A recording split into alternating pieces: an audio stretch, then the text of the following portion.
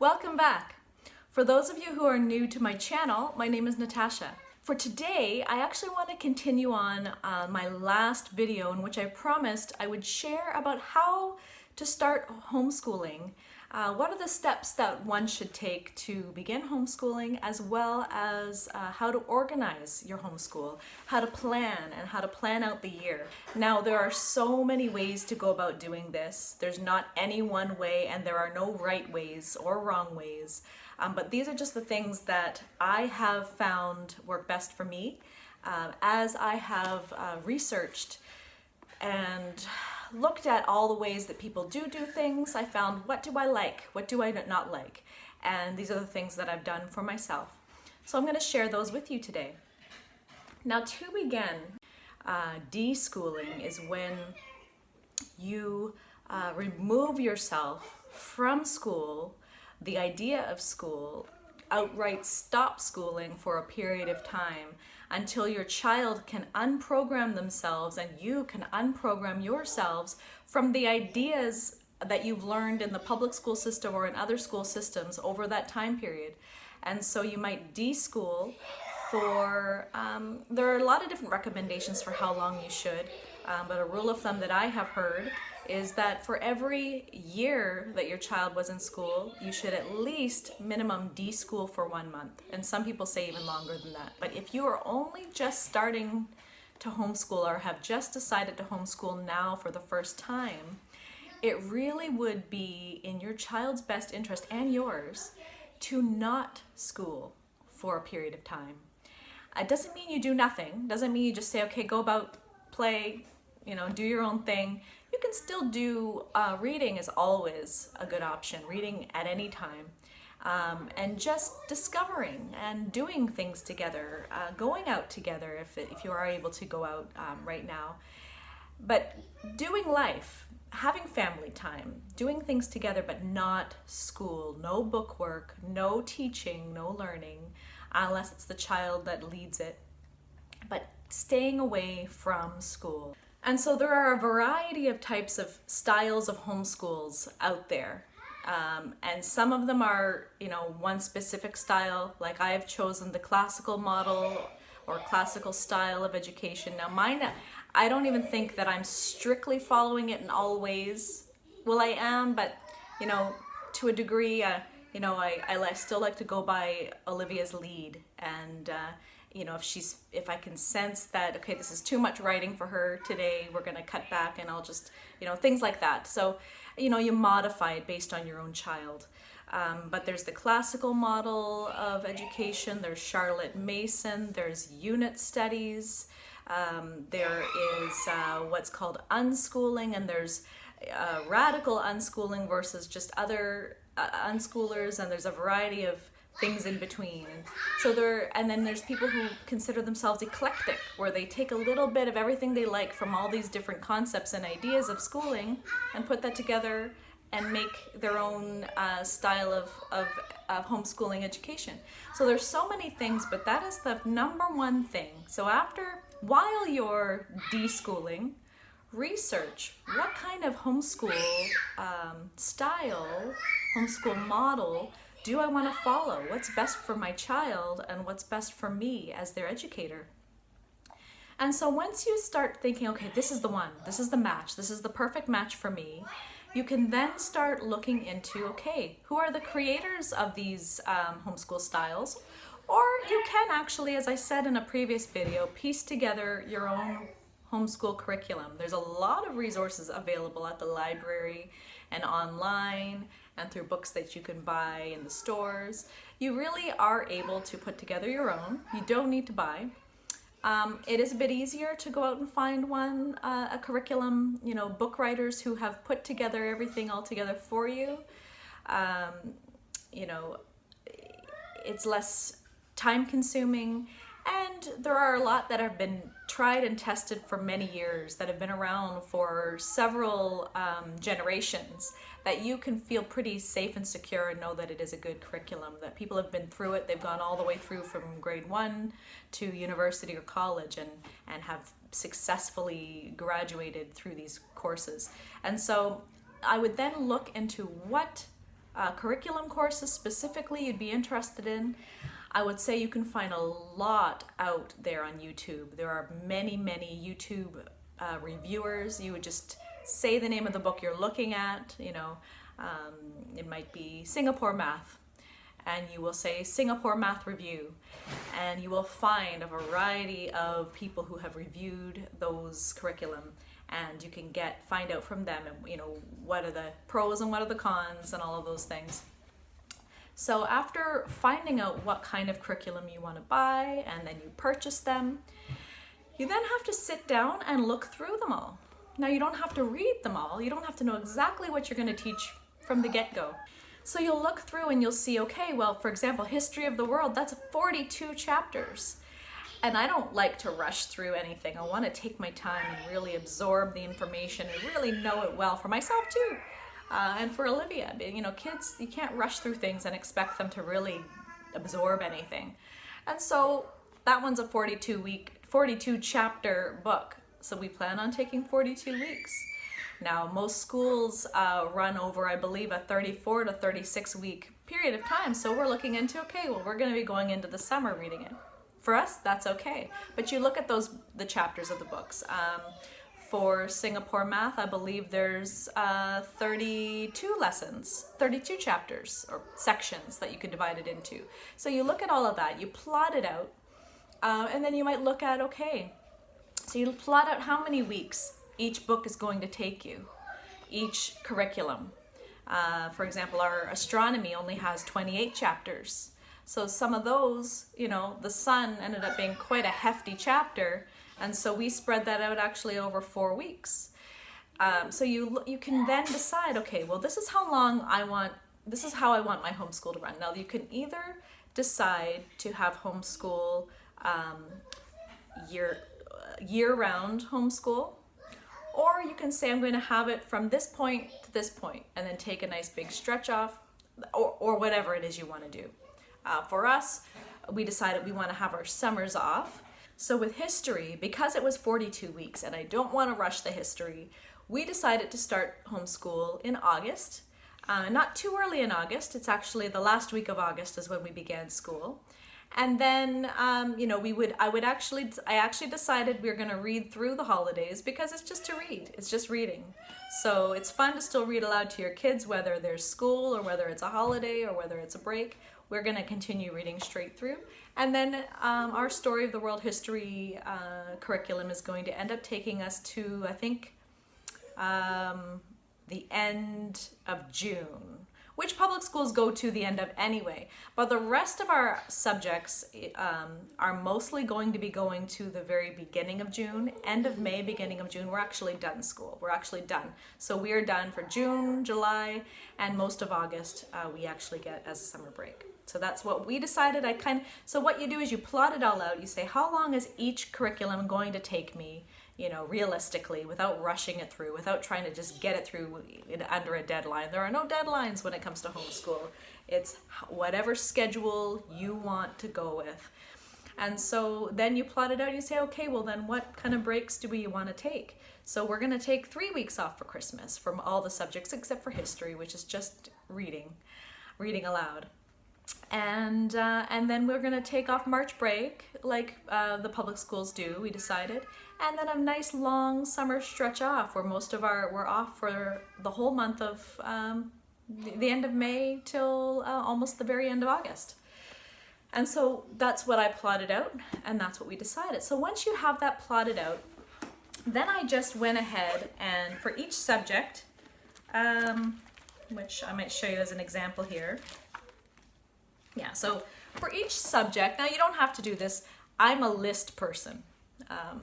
I like lists, I like organization, I like seeing things out on paper, and I like to stick to schedules and stick to structured ideas of how I plan things, but I have learned to become very flexible. But I would say I'm probably considered a type A personality if you are into categorizing yourself. And I find that I'm just a faster typer than I am handwriter, so I type everything out. Now, I don't know if you'll be able to see this here, but I go ahead and I type out all the weeks of the year, and I plug in all the sections. Now, this is just an example of math. So I type it all out that way, so I can actually see on paper, okay, yes, it's gonna work out. It'll fit into the year length. Oh, so I actually stretched out math a little longer. I made it 40 weeks because what I did was I fit in some sections where I decided I was going to test Olivia and have tests, which are not in the book, but I that's just my preference. And reviews. We have review weeks and March break. So that's 40 weeks, including taking weeks off for March break, 3 weeks off at Christmas. That's not including those weeks. It's including them, but they're missed weeks. So in total, there really is only 34 weeks of the course work. So that's what I do. So for each subject, I go out and I type out the chapter, week 1, week 2, week 3, all the way up to how many chapters or weeks it's going to take, so I can plot it out and see how long will each subject take, how can I realistically complete these books in my time, and all of that. And then, so that sort of gives me the big picture. And then I also will then look at, okay, so what kind of extra activities do I want to do in addition to the book? So a lot of these books come with activity books, come with their own journals, all that stuff. And I decided I'm just buying the textbooks for each subject, and I'm going to research and decide what I want to do as extra for each of those topics, as opposed to having ones that are said, okay, here's what you're going to do. And I find a lot of the additional journals that came along with it included a lot of writing. And that's one thing that I find for Olivia, she doesn't enjoy doing a lot of writing. Now, I am getting her to do writing. I do squeeze in some writing every day because their hands do have to get used to doing that. And it's just part of that development. And she is a very good writer. She just doesn't enjoy writing a lot. And I don't know that any kid really does. But so I do get her to do writing every day and some copy work, but I limit it. If you buy this journal book, why waste it all by not doing the things that are included in it? So that's why I like to piece together. I'm not going to spend the same amount of money on a journal activity book that costs for the textbook and not use it. It just ends up being blank. So I create my own ideas and my own things. And so in my research, I decided to print out all the weeks, look at all the textbooks, and I decided I'm going to do one major craft/project/activity a week. And then if I feel that we could do a little extra in addition to that, then I would plan more as the weeks come. And so, for example, I looked at what topics were we doing. So for week 1, we built a shadoof, and that's part of our history. And you can look up what a shadoof is. I won't get into that right now. In week 2, we built a model of the solar system. In week 3, we used a magnifying glass, and we talked about how you can focus the energy of the sun through the magnifying glass to melt some butter. And we also mummified an apple. And so I plotted this all out, how many weeks it would take to get through all of those things, and went through, and I left some of them blank, but I went through and found at night, I'll just go and research on my phone, Google stuff, what are some activities related to Egyptian kings, and then go and fill in those things as I find stuff. I did spend a lot of time to get the first, 10 or so weeks done, so I wouldn't feel rushed to be like, oh no, I have no activity plan for this week. But I planned this over the summer months while we were off and just plugged in all those things. So that was sort of the general grandiose planning of the year. Then, so I'll show you this. So this was a planner. It's a simple planner, nothing fancy. It wasn't recommended to me. I found it on Amazon. But what I liked about this was that it's simple. But what I wanted to do is what's called reverse planning. So what I actually do is I use this more as a record book.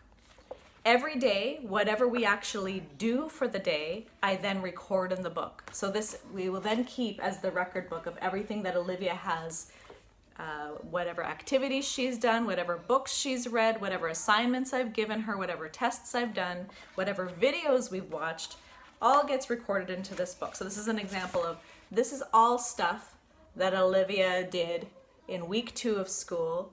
I write that all in there. These are videos that we watched and books that we read in the month of September. And then it has like a to-do list, and you can list, it has a section where you can write down projects just so you can kind of glance ahead and see that part I might write in the week of. And that's it. So it's sort of all the same thing. So as she does it, I'm writing it in. So it's not a planner, it's more of a record keeper. And I really like to do this. So then you might say, well, then how do you plan? How do you know what you're going to do in advance, or do you just wing it? Well, no, I like to know what I'm going to do in advance. I don't just like to open the book. Okay, hey, what are we going to do now? Okay, this is the subject. I do like to plan ahead of time. So what I've decided to do is, which one is this? Every 2 weeks, I put together what we are going to be doing for each subject. So I will put which chapter we're going to do, week 1, week 2, and right now this is actually, so week 5 and week 6.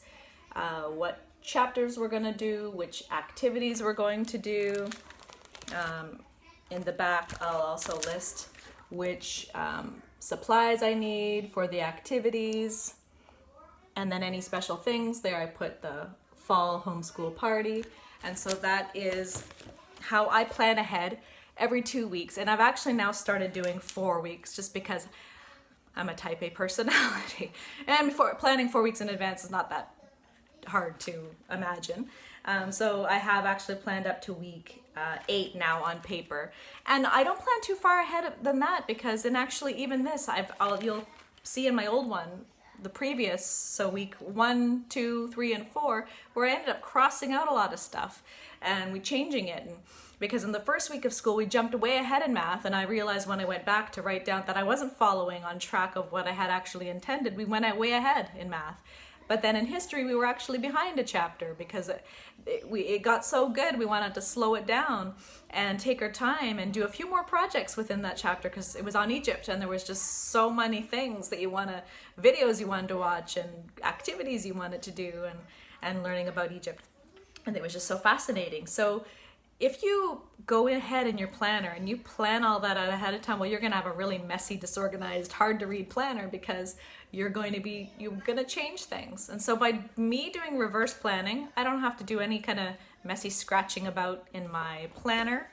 And by typing this out on my computer and printing it out as I go along, I at least know in advance in the next 2 weeks what Olivia and I are going to be doing, what activities I can look forward to, what activities she could look forward to. I can tell my husband, these are the supplies I need you to go out to the store and get for us, and have an idea of what to be expecting. And so that's what I do, and this is what I'll be doing for the whole entire year. And at the same time, I have a whole overall idea of what we'll be doing, because I've already typed it all out and I know that it's all going to fit into the year, and I can see if we're staying on track or falling off track, and if we do need to speed some things up potentially or slow things down, we have room to slow down, because slowing down is always best. The kids can really grasp a lot more and absorb a lot more information that way. We don't want to rush through. They do. That's one thing about public school, is that they do have to rush through, because you kind of need to get through a bunch of stuff, and you don't have time to see if all 30 kids in the class are getting it or not. You're getting it or not, you're pushing through to the next section because the teacher has to get through the agenda for the year. Well, there is no agenda in homeschool. It's just to follow your kids' learning and needs. So the last thing I wanted to add is that so Sunday nights are when I go ahead and type the next 2 weeks coming. that's kind of when I get a little bit of a, you know, all the home chores are done, and you know, the kids are kind of winding down. Maybe they're actually, I usually do this when they go to bed, but that's when I'll start going onto my computer and typing out ideas, and you know, and planning the next 2 weeks and typing all that in. And I'm really, most of the time, there's no planning involved. It's done. I'm just plugging in. When I go to my master plan of how I said you type out everything out throughout the year, all the weeks in, I'm plugging those in. And if I say, oh, actually we're off, okay, let's readjust those, move those up a notch. So we're doing that. I'm doing that on Sunday night. And every night for 10, 15 minutes, I just go over each subject that I'm going to teach Olivia the next day. I don't like to just sit there with stare at the book open and be kind of like, this is what we're learning today. So I personally like to be prepared. And so I look at the math. Okay, so today in math, we're going to be studying subtraction stories. And so I'm going to take a look at that. I'm going to look at the worksheets. I'm going to say, okay, I'm going to get her to do these many workbook pages tomorrow, potentially, you know, and which games are we going to play in math? Okay, I'm going to set these things aside. Oh, I don't have something for this math game for tomorrow. I'm going to go on the computer and print something that I can find on Teachers Pay Teachers, or make up my own. And look at each subject. Astronomy, okay, I'm going to read these pages in our astronomy textbook. Do we have any, are we doing a project tomorrow? No, we're not, or yes, we are. And I look through each thing so I know ahead of time exactly what we're going to do. And then I'll look in the morning basket, okay, like we're going to read I keep calling it Lord of the Rings. We're going to read the Chronicles of Narnia. And will we have time to squeeze in another book, another classic, or something like that? So that's when I go ahead and plan what we're going to do. And then, of course, some things can change. You know, one day we woke up in the morning and Olivia will say, Mommy, I want to read to you today. I said, okay. So she gets out her chapter book and she'll read to us. And so things you know, I like structure, I like a plan, but I learn to bend to that plan, and a little give and take. And you know, I might have planned to have this whole copy work for Olivia to write out, but realized today she's just not gonna like it. Let's skip it. Let's get her to narrate it to me instead. And that's what I do. So I hope you like this video. I thank you so much for watching. Please comment or ask any questions below if I went too quickly, or if you want to know more about any of the things that I've said. And I will share more with you in another video. Thank you so much, and I'll see you in the next one. Bye.